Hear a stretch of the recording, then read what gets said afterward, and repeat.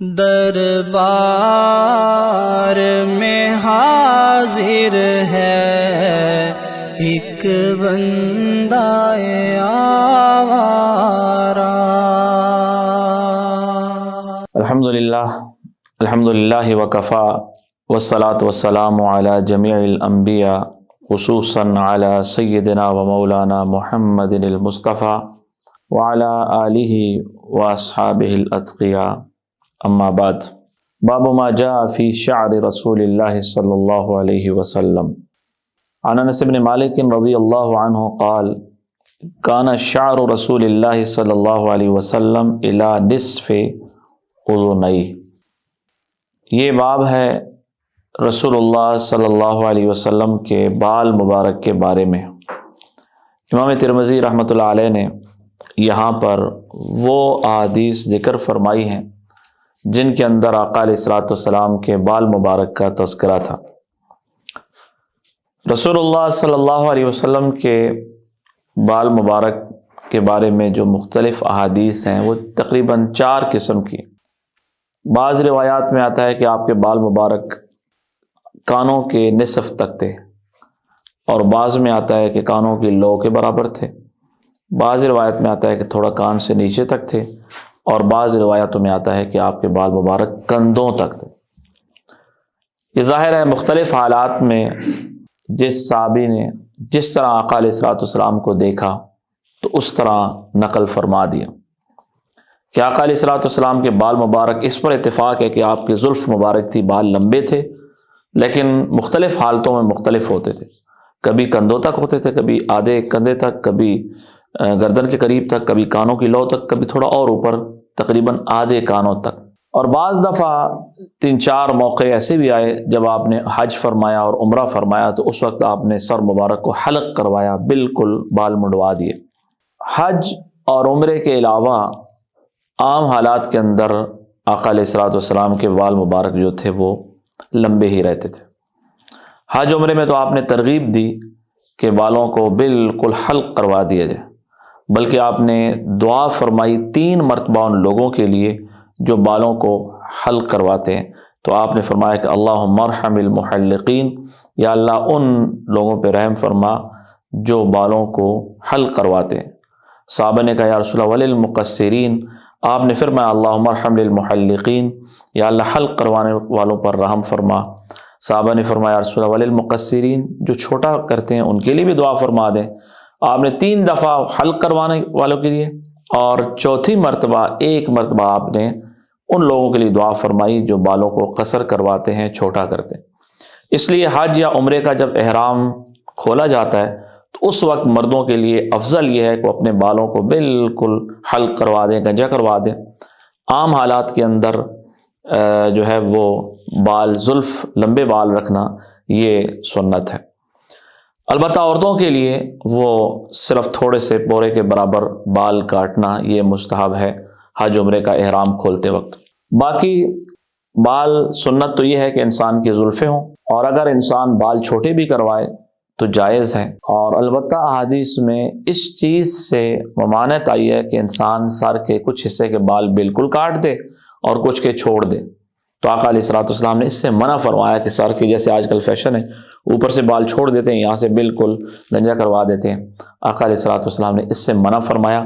یہ شکل و صورت بنانا اس طرح تو جائز نہیں ہے۔ باقی یہ ہے کہ سب برابر کٹوا لیے جائیں یا خلق کروا لیے جائے تو یہ جائز ہے، اور افضل یہ ہے کہ انسان کے بال زلفیں ہوں، اس کے لمبے بال ہوں۔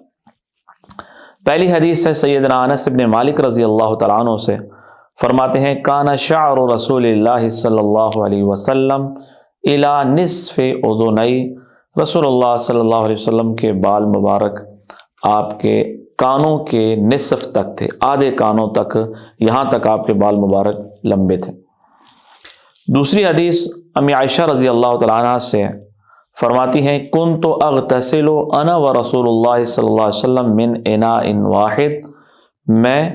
اور اللہ کے رسول صلی اللہ علیہ وسلم ایک ہی برتن سے غسل فرمایا کرتے تھے۔ ایک بڑا برتن ہوتا تھا، اسی سے آقا علیہ الصلوۃ والسلام غسل فرماتے تھے، اور اسی سے پھر امی عائشہ رضی اللہ تعالیٰ عنہ بھی غسل فرماتی تھیں۔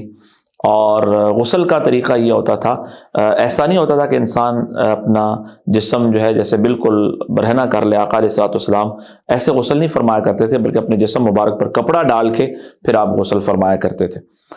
اور یہی بہتر اور افضل طریقہ ہے کہ انسان غسل کے وقت اپنے جسم پر کچھ کپڑا ڈال لے اور پھر غسل کرے۔ کان لہ شعر فوق الجمہ ودون الوفرہ، اور آپ کے جو بال مبارک تھے وہ کندھوں کے درمیان تک تھے، یعنی کانوں سے تھوڑا سا نیچے تک تھے۔ فوق الجمہ، جمہ کہتے ہیں ان بالوں کو جو کندھے تک ہوں، تو کندھوں سے تھوڑے اوپر،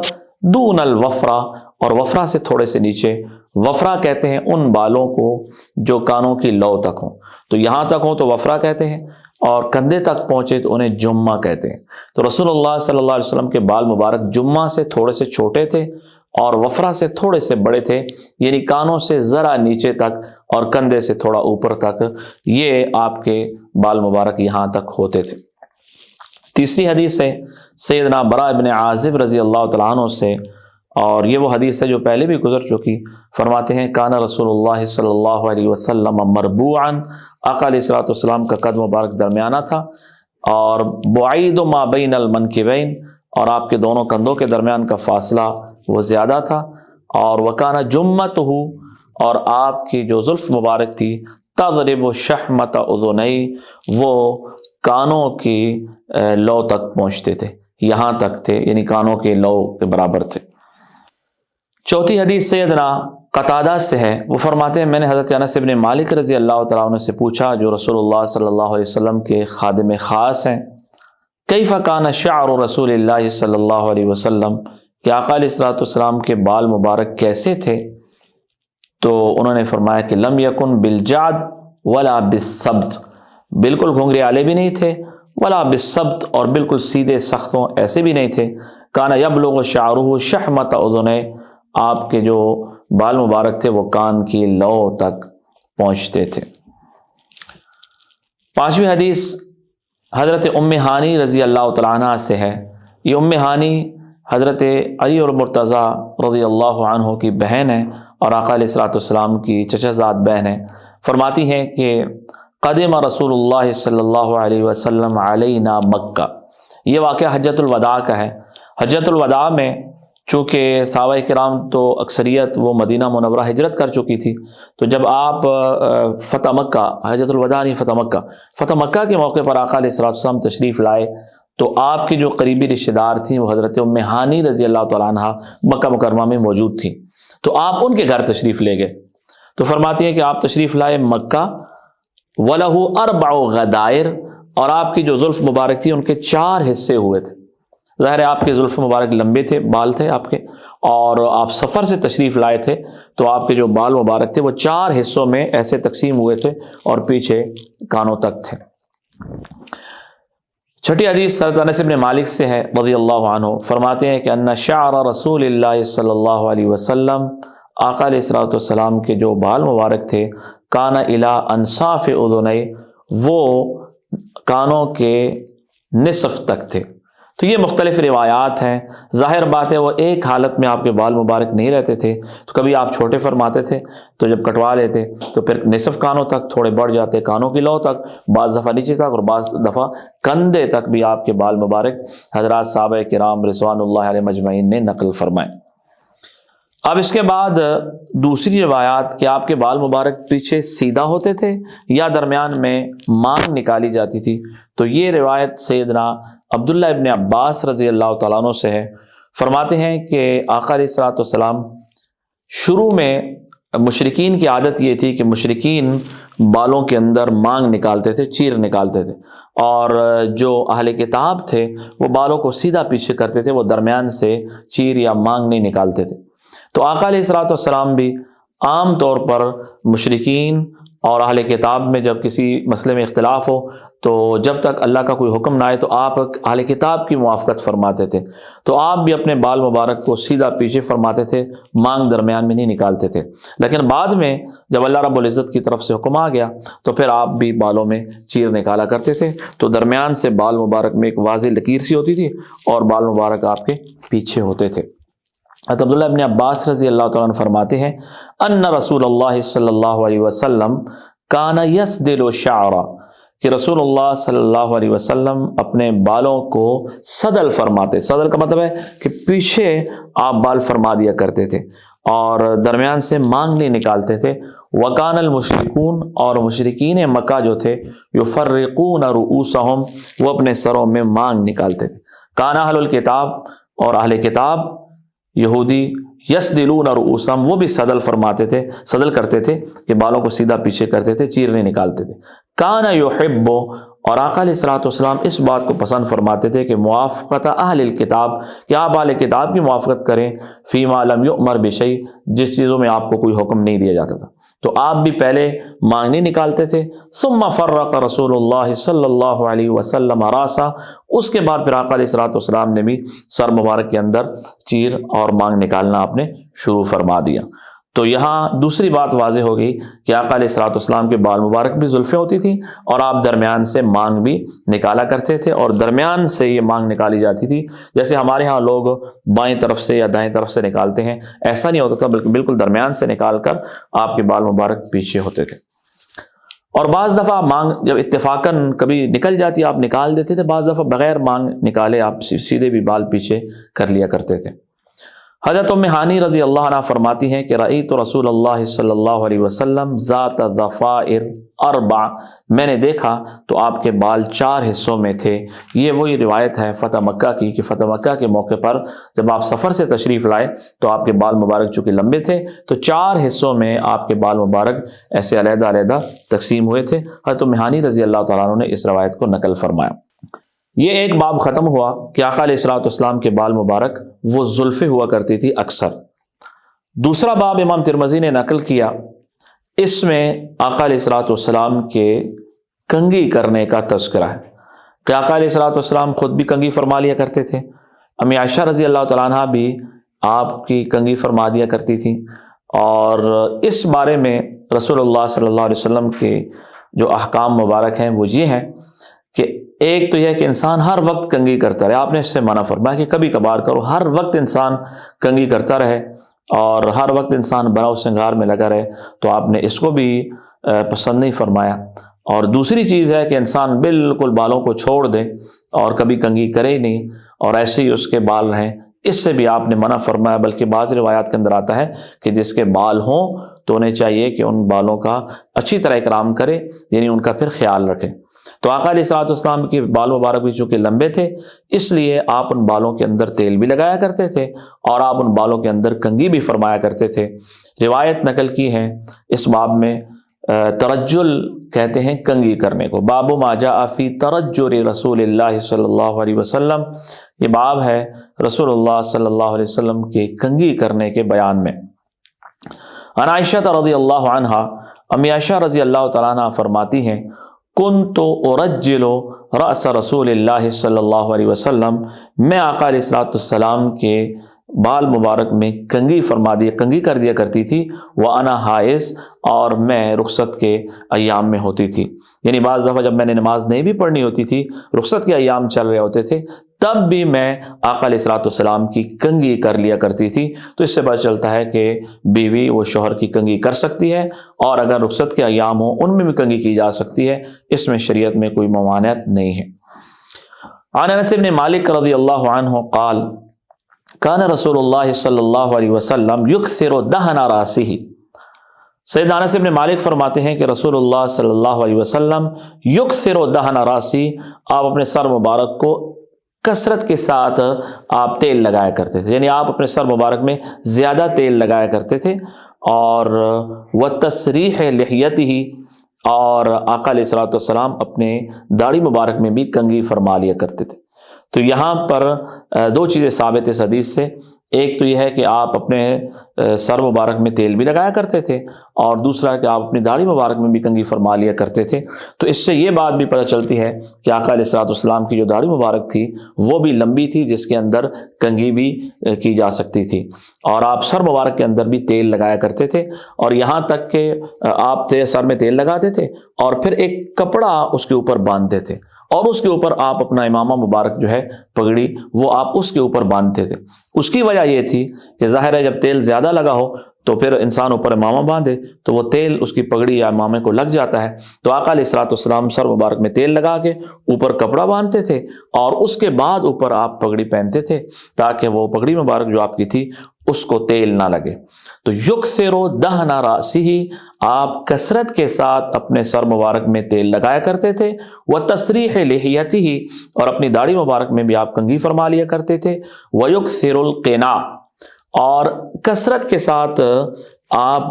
کپڑا استعمال فرمایا کرتے تھے اپنے بالوں کو باندھنے کے لیے تاکہ اس کپڑے کے ساتھ تیل لگ جائے اور امامہ کو تیل نہ لگے۔ حتیٰ کان ثوبہ ثوب الزیات، وہ آپ کا کپڑا جو ہوتا تھا وہ کپڑا ایسے ہو جاتا تھا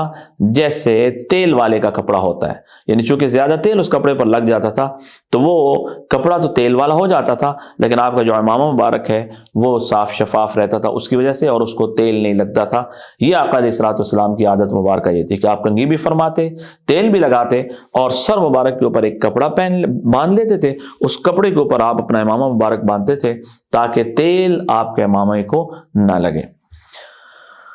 تیسری حدیث امی عائشہ رضی اللہ تعالیٰ عنہ کی ہے اور وہ بھی کنگھی کرنے کے متعلق ہے۔ فرماتی ہیں کہ ان کان رسول اللہ صلی اللہ علیہ وسلم، اللہ کے رسول صلی اللہ علیہ وسلم لیحب التیمن، آپ داہنی طرف سے ابتدا پسند کرتے تھے، فی طہورہ، طہارت میں، اذا تطہر، جب بھی آپ طہارت حاصل کریں، وضو فرما رہے ہیں، غسل فرما رہے ہیں، ہاتھ مبارک آپ دھو رہے ہیں تو دائیں طرف سے پہلے دایاں ہاتھ، دایاں پاؤں اور دائیں طرف سے ابتدا فرماتے۔ وفی ترجلہ اذا ترجل، اور کنگھی کرنے میں بھی آپ دائیں طرف سے ابتدا فرماتے تھے۔ وفی انتعالہ، اور جوتا مبارک پہننے میں، نالین مبارک پہننے میں بھی اذن تعالی، کہ جب آپ پہنتے تھے تو دائیں طرف سے ابتدا فرماتے تھے۔ یہ آقا علیہ الصلوۃ والسلام کی عادت مبارکہ یہ تھی کہ بعض روایت کے اندر آتا ہے کہ فی شانہ کلی، تمام معاملات میں آپ کوئی بھی کام فرماتے تو آپ دائیں طرف سے ابتدا فرماتے تھے۔ اسی لیے انسان کو بھی جوتا پہنتے وقت بھی دایاں پاؤں پہلے پہننا چاہیے، اور اسی طرح قمیض پہن رہا ہے تو پہلے دائیں بازو میں کنگھی کر رہا ہے انسان، دائیں طرف سے ہاتھ دھو رہا ہے پہلے دایاں ہاتھ، ہر چیز میں دائیں کو بائیں پر مقدم کرنا چاہیے۔ یہ آقا علیہ الصلوۃ والسلام کی عادت مبارکہ یہ تھی۔ چوتھی حدیث حضرت عبداللہ بن مغفل رضی اللہ تعالیٰ عنہ سے ہے، وہ بھی کنگھی کرنے کے متعلق ہے۔ فرماتے ہیں کہ نہا رسول اللہ صلی اللہ علیہ وسلم عن الترجل الا غبا، کہ آقا علیہ الصلوۃ والسلام نے کنگھی کرنے کو منع فرمایا ہے، الا غبا، مگر کبھی کبھی، یعنی زیادہ کنگھی نہ کرے انسان کہ ہر وقت کنگھی کرتا رہے، کبھی کبھار انسان کو کنگھی کر لینی چاہیے، جب اس کے بال زیادہ خراب ہوں تو کنگھی کر لے، اور ہر وقت شیشے کے سامنے کھڑا ہو کے انسان کنگھی کرتا رہے، اس کو آپ نے منع فرمایا، زیادہ پسند آپ نے نہیں فرمایا۔ آخری حدیث وہ بھی اسی متعلق ہے کہ عن رجل من اصحاب النبی صلی اللہ علیہ وسلم، حضور کے ایک صحابی فرماتے ہیں ان نبی صلی اللہ علیہ وسلم کان یترجل غبا، کہ رسول اللہ صلی اللہ علیہ وسلم کبھی کبھار آپ کنگھی فرمایا کرتے تھے، یعنی کبھی کبھی۔ تو کنگھی میں یہ بات شروع میں بیان ہو چکی ہے کہ انسان ہر وقت نہ کرے، کبھی کبھار کنگھی کرے۔ تو یہ دوسرا باب ہے اس کے بالوں کے اندر کنگھی کرنے کے متعلق کہ آقا علیہ الصلوۃ والسلام کبھی کبھار بالوں میں کنگھی بھی فرمایا کرتے تھے، تیل بھی لگایا کرتے تھے اور درمیان سے مانگ بھی نکالا کرتے تھے۔ اب اس کے بعد امام ترمذی رحمۃ اللہ علیہ سر مبارک سے لے کر تمام چیزیں آقا علیہ الصلوۃ والسلام کی آگے بیان کریں گے۔ اب بالوں کے متعلق دو چیزیں بیان ہو چکی ہیں کہ ایک بال مبارک لمبے کتنے تھے، اور دوسرا آپ اس میں کنگھی اور تیل کے متعلق۔ اب تیسری روایت ہے کہ ان بالوں کو آقا علیہ الصلوۃ والسلام نے ان میں مہندی وغیرہ لگائی ہے یا نہیں لگائی، اس بارے میں مختلف روایات یہاں پر نقل کی ہیں۔ پہلی بات تو یہ ہے کہ آقا علیہ الصلوۃ والسلام کی جو عمر مبارک تھی وہ 63 سال تھی، جیسا کہ سیرت میں یہ بات گزر چکی ہے کئی دفعہ، اور 63 سال جو آپ کی عمر مبارک ہے یہ قمری سال سے ہے، چاند کی تاریخوں کے اعتبار سے۔ اس میں آخری سالوں میں آپ کے داڑھی مبارک میں، آپ کے سر مبارک میں کچھ بال سفید ہو چکے تھے،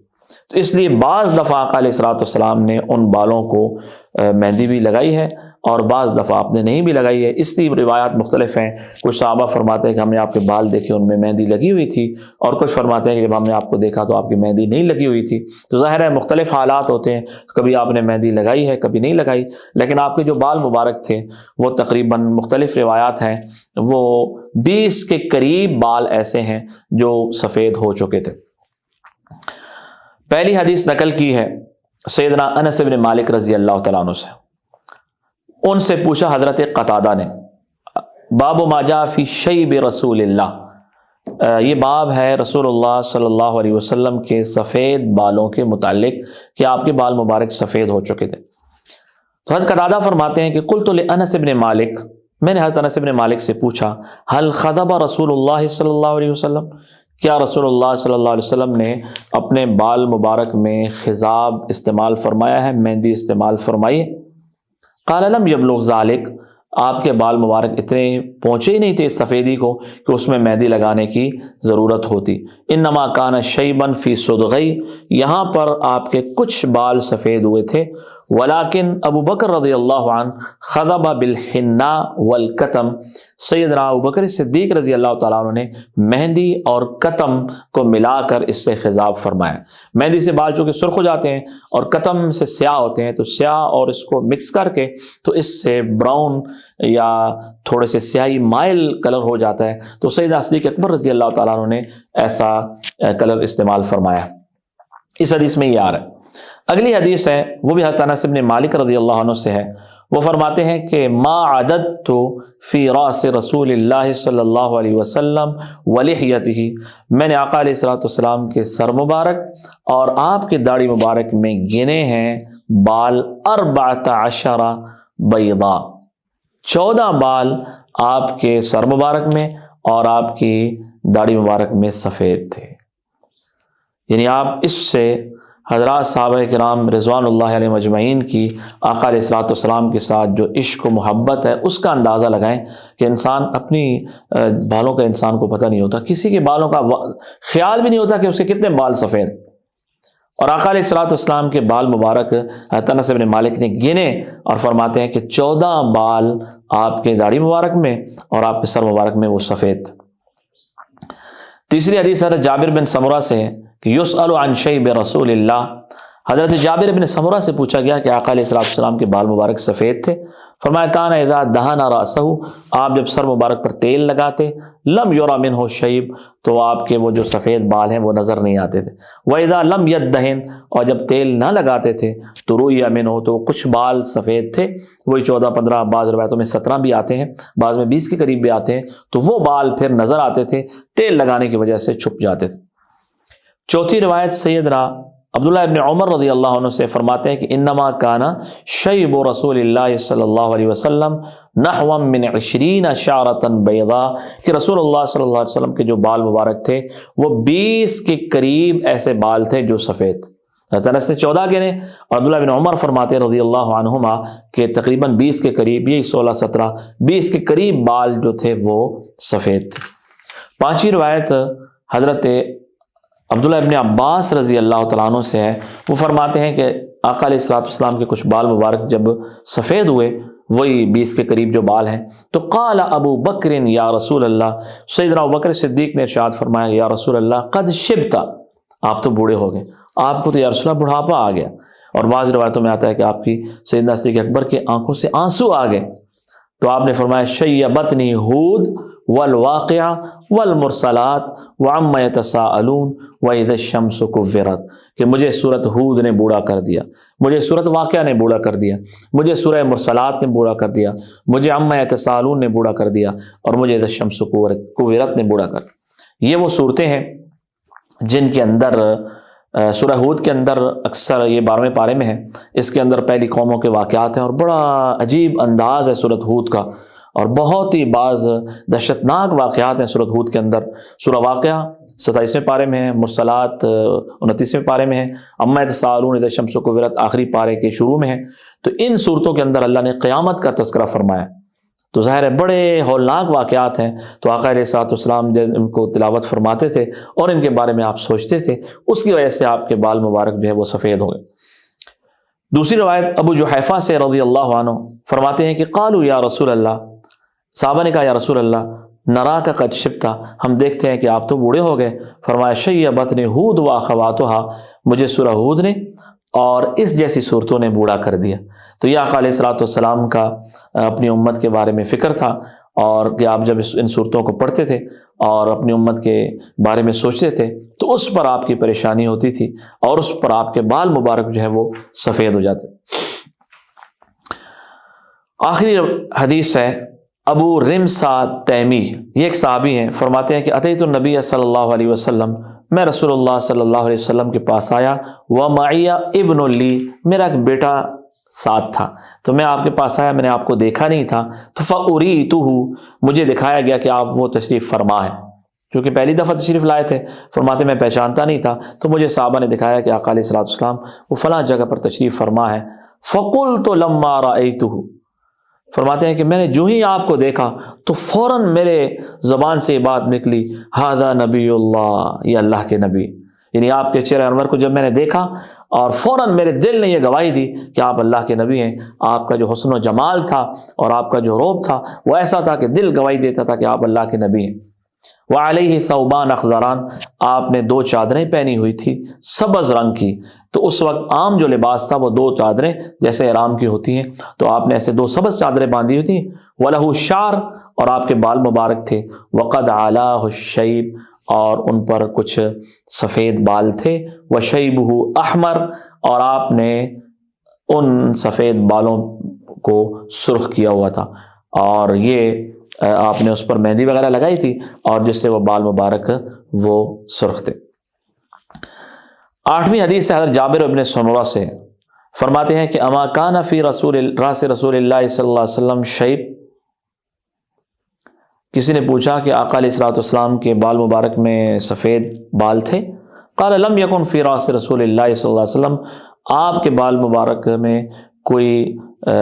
سفید نہیں تھے، الا شعرات، کچھ بال تھے، فی مفرق راسی، سر کے بیچ میں، اذا دہنا، جب آپ تیل استعمال فرماتے تھے، واراہن الدہن، اور ان کو تیل چھپا لیتا تھا۔ تو یہ اکثر روایات ہیں جن میں ہے کہ آپ کے بال مبارک، کچھ بال مبارک سفید تھے جو 20 کے قریب تھے، اور وہ بھی آپ کی فکر مبارک کی وجہ سے کہ آپ امت کی فکر میں، اور ان قرآن پاک کی جو صورتیں تھیں ان میں جو قیامت کے واقعات تھے آپ ان کو تصور فرما کے، تو آپ کے جو فکر ہوتی تھی اس کی وجہ سے آپ کے بال مبارک کچھ سفید ہوئے، اور اکثر تو تیل آپ جب استعمال فرماتے تھے وہ نظر نہیں آتے تھے۔ بعض روایتوں میں آتا ہے کہ بعض اوقات میں آقا علیہ الصلوۃ والسلام نے ان پر مہندی بھی استعمال فرمائی ہے۔ بہرحال اس کی گنجائش ہے کہ انسان اپنے بالوں کو کچھ مہندی وغیرہ لگائے، اور آگے آ رہا ہے روایات کے اندر، کل کے سبق میں انشاءاللہ آ جائے گا، اگلے سبق میں، کہ بالوں کو سیاہ کرنے سے تو ممانعت ہے، اور سیاہ کے علاوہ کوئی اور اگر رنگ انسان استعمال کرتا ہے تو وہ احادیث میں آتا ہے، بلکہ یہاں تک آتا ہے کہ جب مکہ فتح ہوا تو سیدنا ابو قحافہ رضی اللہ تعالیٰ عنہ، جو سیدنا صدیق اکبر رضی اللہ تعالیٰ عنہ کے والد ہیں، ان کو لایا گیا، ان کے بال بالکل سفید تھے، تو آپ نے فرمایا کہ ان کو مہندی وغیرہ لگا دو، سیاہ رنگ استعمال نہ کرو، اور اس کے علاوہ کوئی اور رنگ ہے تو وہ استعمال فرما دو، تو استعمال کر لو۔ اور یہ آقا علیہ الصلوۃ والسلام کی ایک ایک چیز حضرت صحابہ کرام نے ہم تک پہنچائی، یہاں تک کہ آپ کے بال مبارک بھی اتنے بال سفید ہیں۔ اللہ کی کروڑوں رحمتیں ہوں اس مقدس جماعت پر کہ جنہوں نے آقا علیہ الصلوۃ والسلام کی ایک ایک چیز ہم تک پہنچائی۔ رضی اللہ عنہم اجمعین۔ صدق اللہ العظیم۔ اللہ رب العزت ہم سب کو صحابہ کرام اور آقا علیہ الصلوۃ والسلام کے ساتھ سچی محبت کرنے کی توفیق عطا فرمائے۔ دربار میں حاضر ہے ایک بندہ